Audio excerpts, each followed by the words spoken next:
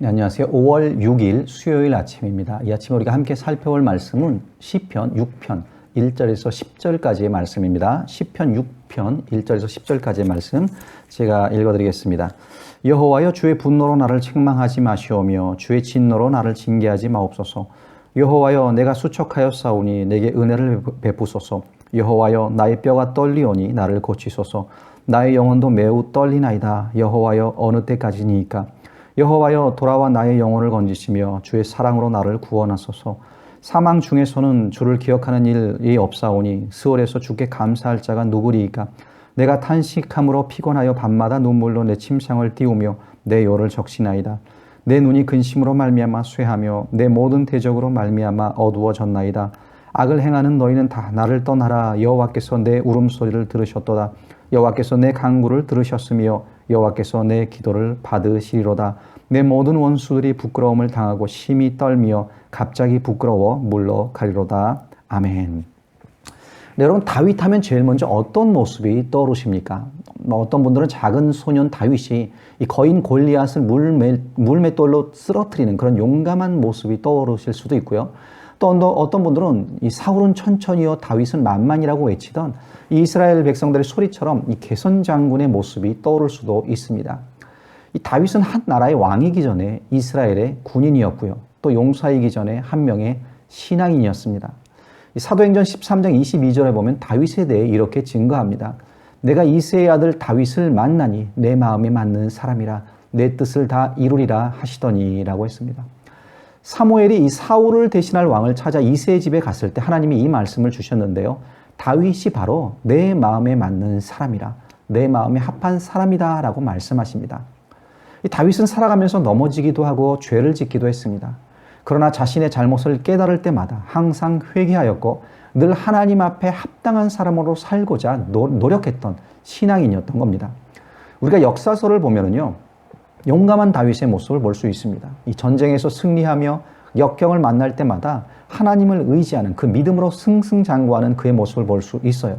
그런데요, 우리가 다윗의 참모습, 그의 마음속까지 볼 수 있는 책은 바로 시편입니다. 이 역사서와는 달리 시편에는 다윗 자신의 솔직한 그런 마음의 고백들이 기록되어 있고요. 또 그곳에서 우리는 우리가 똑같이 연약하고 아파하고 슬퍼하는 그런 다윗의 모습을 볼 수 있습니다.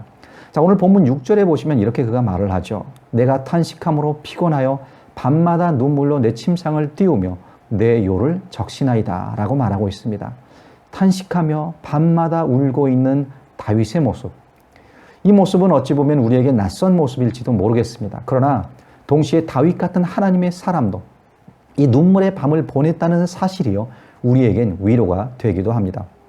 오늘 본문은 고통 가운데 하나님을 믿고 기도하는 이 다윗의 기도로 되어 있는데요. 고난을 당할 때 우리가 신앙인으로서 하는 반응이 바로 하나님께 기도하는 것입니다. 이 기도의 내용을 세 가지로 살펴보도록 하겠습니다. 제일 먼저 이 다윗의 기도는 하나님의 섭리를 믿는 기도였습니다. 1절에 보시면 여호와여, 주의 분노로 나를 책망하지 마옵시오며 주의 진노로 나를 징계하지 마옵소서라고 했습니다.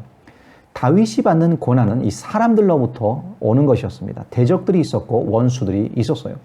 그런데 다윗은 여기서 그 사람들로 인해 받는 그 고통 자체를 문제 삼고 있지 않습니다. 오히려 많은 사람들이 자기를 적대하는 것은 하나님께서 나를 징계하는 것이 아닌가라는 두려움이 그에게 있었던 거예요. 자, 일반적으로 우리는 삶에 문제가 생기면은요, 그 문제를 일으킨 사람을 미워합니다. 그리고 그 문제를 책임질 누군가를 찾기 시작을 합니다. 그래서 문제가 생길 때 보편적으로 우리가 갖는 태도는 누구 때문에, 아무것 때문에, 그 사람 때문에라는, 내가 이런 어려움을 겪는다라고 생각을 하고 또 말을 하게 되는 거예요. 내 탓이 아니요, 다른 사람의 탓이라는 겁니다. 그런데 다윗은요, 자신이 대적들로 인해 고난을 받고 있지만 그 고난조차도 하나님께서 허락하신 것이 아닌가라는, 하나님께서 나를 책망하시고 징계하는 도구로 사용하시고 있다는 그런 믿음이 그에게 있었던 겁니다. 그렇기 때문에 다윗의 기도는 문제를 바라보는 기도가 아니라, 자기중심적인 기도가 아니라 그 문제 위에 계신 하나님을 먼저 바라보고 그 섭리를 믿는 그런 기도였습니다. 두 번째로 다윗의 기도는요, 자신의 모든 연약함을 있는 그대로 고백하고 있는 그런 기도였어요. 2절부터 7절까지는 이 다윗이 하는 기도의 내용이 나오고 있습니다. 그 기도의 내용 속에서 우리는 다윗이 얼마나 연약한 가운데 있었는지를 알 수 있습니다. 2절과 3절을 읽습니다. 여호와여 내가 수척하였사오니 내게 은혜를 베푸소서. 여호와여 나의 뼈가 떨리오니 나를 고치소서. 나의 영혼도 매우 떨리나이다. 여호와여 어느 때까지니까. 자, 다윗은 지금 뼈가 떨릴 정도로 고통받고 있습니다. 그 영혼도 떨린다라고 고백을 합니다. 일반적으로 우리 사람들은요, 이 나의 연약한 모습을 다른 사람들에게 보여주는 것을 원치 않습니다. 우리나라에선 이 명절이 되면 이 흩어졌던 가족들이 함께 모이는 풍습이 있습니다. 자, 그때 그 명절 가운데 하는 거짓말 중에 1위가 어떤 것인지 아십니까? 이 몇 년 전에 신문 기사에 나온 적이 있는데요. 명절 중 친척이 모인 자리에서 하는 거짓말 중에 1위는 바로 자신의 연봉을 속이는 것이라고 합니다. 2위는 본인의 능력, 3위는 자신이 일하는 회사의 규모, 4위는 인맥 등등 이런 순서였는데요. 이 거짓말들을 보게 되면요, 결국 내가 약하지 않다라는 것을 보여주기 위해서 하는 그런 거짓말들이에요. 이 거짓말하는 사람들의 70.6%가 이 다른 사람들에게 뒤처지는 것처럼 보이지 않게 하려고 거짓말을 한다라고 했습니다. 자, 이것이 우리 인간의 심리 바탕에 깔려 있는 의식이라는 겁니다. 내가 연약하다는 것을 보이고 싶지 않은 것이에요. 특히 인간의 연약함의 극치는 바로 우는 것인데요. 눈물 흘리는 모습을 다른 사람에게 보이고 싶지 않은 것이 우리의 마음이라는 겁니다. 그런데 다윗은요, 지금 하나님 앞에서 자신의 연약함을 그대로 드러내고 있습니다. 이 6절을 다시 읽겠습니다. 내가 탄식함으로 피곤하여 밤마다 눈물로 내 침상을 띄우며 내 요를 적시나이다. 이 신앙생활을 하시는 분들 중에 참 눈물이 많은 분들이 계십니다. 눈물로 기도하시는 분들이 계세요. 하나님께서 우리의 눈물도 보시는 분이십니다. 이 열왕기 하에 보면 이 히스기야 왕이 죽을 병에 걸린 내용이 나옵니다. 그때 히스기야가 기도했는데 하나님께서 어떤 응답을 주셨냐 하면은요, 열왕기야 20장 5절에 보면 히스기야에게 이르기를 왕의 조상 다윗의 하나님 여호와의 말씀이 내가 너의 기도를 들었고 너의 눈물을 보았노라. 내가 너를 낫게 하리라. 하나님께서 낫게 하시는데 기도를 들으신 것만이 아니라 그의 눈물도 보았다라고 하셨습니다. 성경에서 이 눈물이라는 단어가 제일 많이 나오는 책이 바로 이 시편입니다.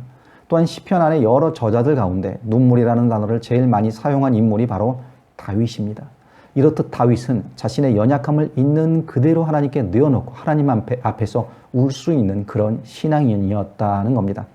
세 번째로 다윗의 기도는요, 이 하나님의 응답을 확신하는 기도였습니다. 8절에 보시면 내 울음소리를 들으셨다라고 했고요.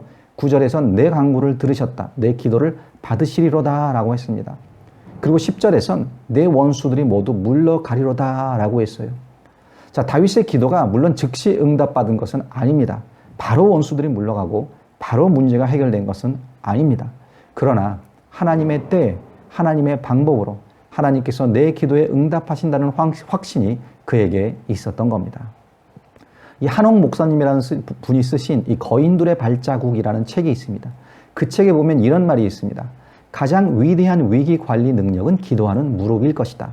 당신도 위기가 닥칠 때 그분 앞에 엎드려 성실하게 기도하면 그 고난을 이길 수 있는 지혜와 명철과 힘과 지원을 공급받을 수 있다. 자, 여러분, 신앙인은요, 강한 자가 아닙니다. 신앙인은 하나님 앞에 한없이 연약한 자입니다. 하나님 앞에서 눈물을 흘리며 무릎 꿇을 줄 아는 자입니다. 우리가 즐겨 부르는 찬송 중에 천부여 의지 없어서 손들고 옵니다 라는 찬송이 있습니다.